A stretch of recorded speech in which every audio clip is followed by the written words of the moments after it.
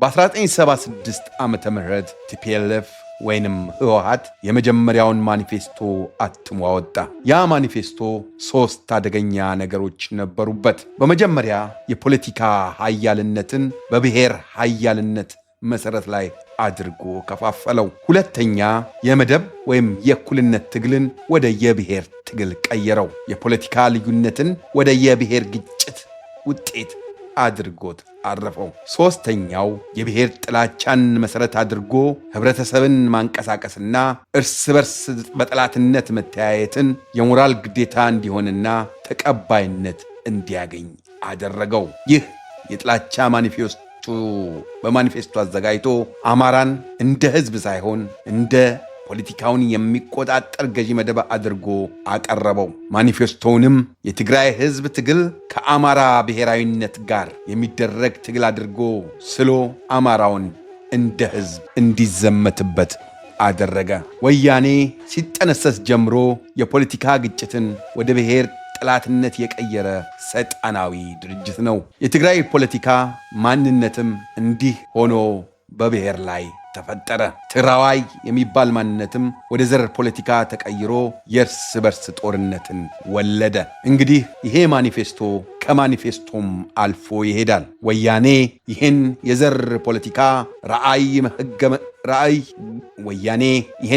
ፖለቲካ ራዕይ ህገ መንግሥት አድርጎ ጻፈና አጸደቀው። የትግራይ ብሔርን ከኢትዮጵያ ገንጥሎ ሀገር ለማድረግ ባለው ዓላማም የራስን በራስ የመወሰን እስከ መገንጠል ይቻላል ብሎ ቤትም ሀገር ህገ መንግሥት ያልታየና አደገኛ የሆነ አንቀጽ በኢትዮጵያው ህገ መንግሥት አንቀጽ 39 ላይ አስገባበት።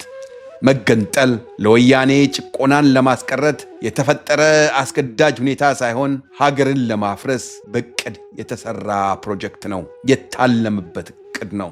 መገንጠልን የተሸከመን አንቀጽ ወያኔ ኢትዮጵያዊውን ለመከፋፈል ለቅሬታና ማቆሚያ ለሌለው ግጭት መፈጠር ምክንያት አድርጎ ዘር ከዘር አፋጀበት። በተለይ አማራውን አስጨፈጨፈበት። አንድነትን መዋሃድን እንዲጠፋ አድርጎ ወያኔ በፕላን ሰራበት። እስቲ ወያኔ መስራች ከነበሩት ከራሳቸው የወያኔን እርኩስነት እንስማ። ገብረመድህን አርአያ የቀድሞ የማዕከላዊ ኮሚቴ አባል የነበሩ ሰው ናቸው። ገብረመድህን ወያኔን ግፍን እንደ ትግል መሳሪያ እንዴት እንደተጠቀመበት ይገልጻል። አማራውን ወይም አማርኛ ተናጋሪውን ህብረተሰብ እንዴት ጠላት አድርጎ እንደፈጠ።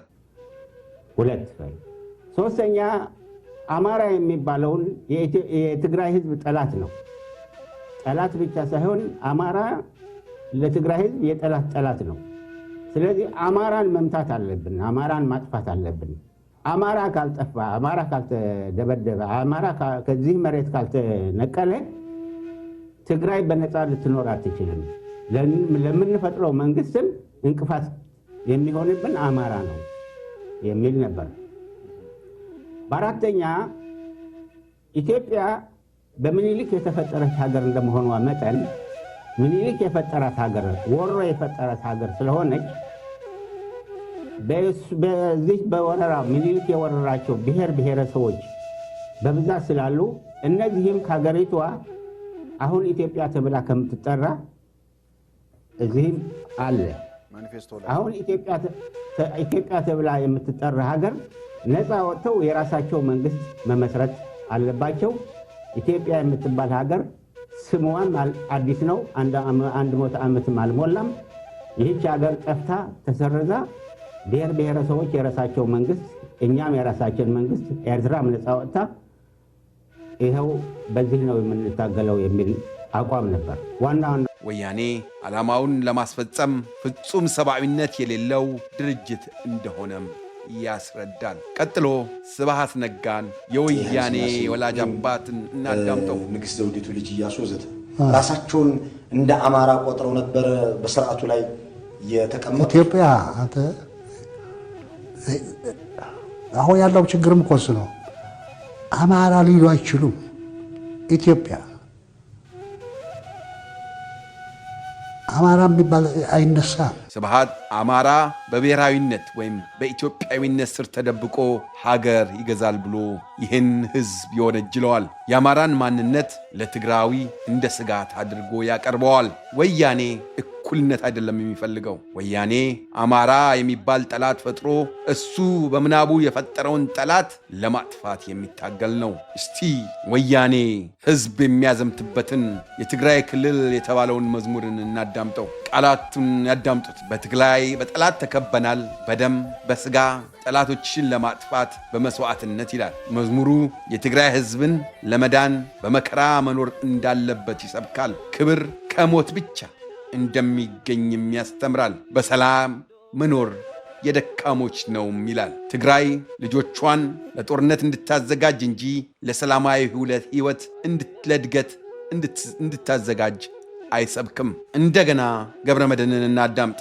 ለራብተኛው የመጣ እርዳታን ወያኔ እንዴት እንደዘረፈ ይገልጻል። መሳሪያ ለመግዛት መሪዎችን ወይም የህወሓት መሪዎች የነበሩትን ሀብታም ለማድረግ የወያኔን ጦር ለማጠናከር እንዴት እንደተጠቀሙበትና በዛን ጊዜ ረሃብተኛውን ወያኔ ከሚቆጣጠርበት ቦታ እንዳይወጣ ህወሓት ከልክላ ይዛ እርዳታውንም ረሃቡን ለፖለቲካ መጠቀሚያ እንዳደረገችው ይነግረናል። እሱ እንደሚለው ረሃብ በአጠቃላይ የጦርነት የሀብት መሰብሰቢያ መሳሪያ ሆነ ይለናል። ይህ ለትግራይ ነፃነት አይደለም።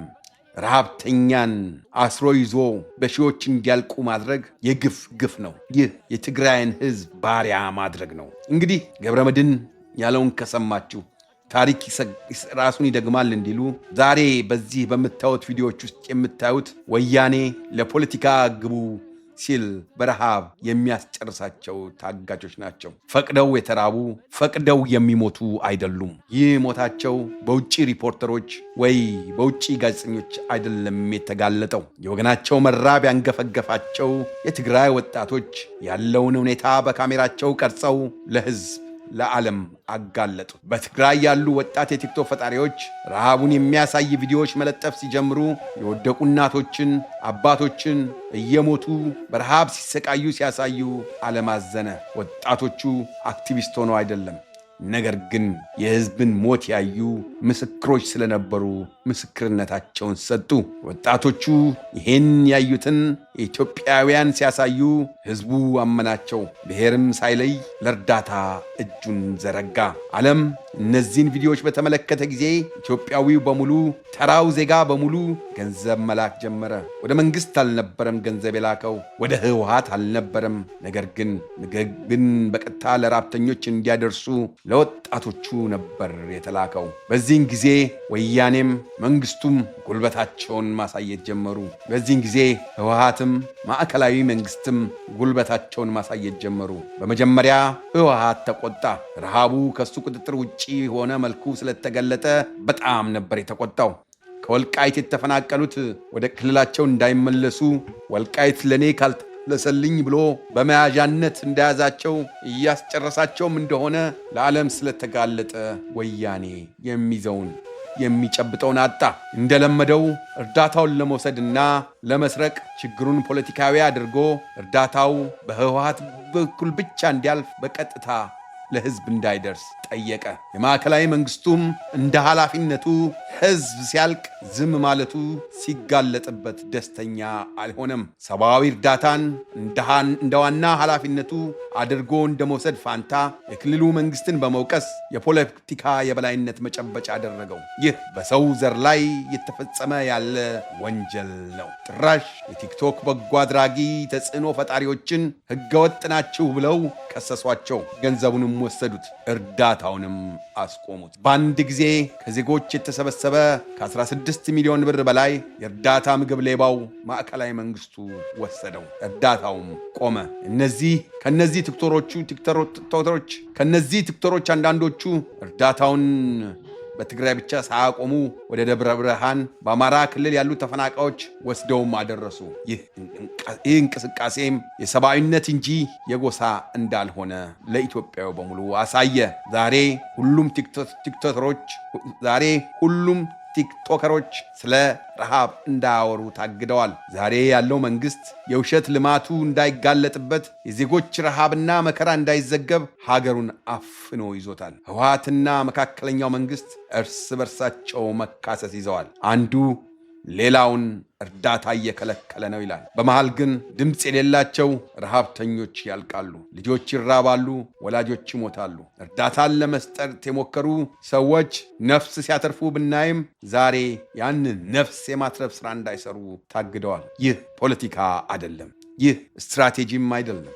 ይህ በሰብአዊነት ላይ እየተፈጸመ ያለ ወንጀል ነው። ትግራይን እያስራበ ለጦርነት እሳት እየዳረገ አማራውን ጠላት አድርጎ ለ50 ዓመት መዓት ያወረደ ድርጅት እንዲቀጥል ሊፈቀድለት አይገባም። ህወሓት ሞት ነው። ህወሓት ድርቅ ነው። ህወሓት ሌብነት ነው። ህወሓት ዘረኝነት ነው። መጥፋት ያለበትና ዛሬ ያለውንም አምባገነን ድርጅት የወለደ አምባገነን መንግሥት የወለደ ድርጅት ነው። ታሪኩም እንደ ጣሊያን ወረራ በኢትዮጵያ ላይ መከራ ያመጣ ተብሎ መዘከር አለበት። ጨረስኩ። አመሰግናለሁ።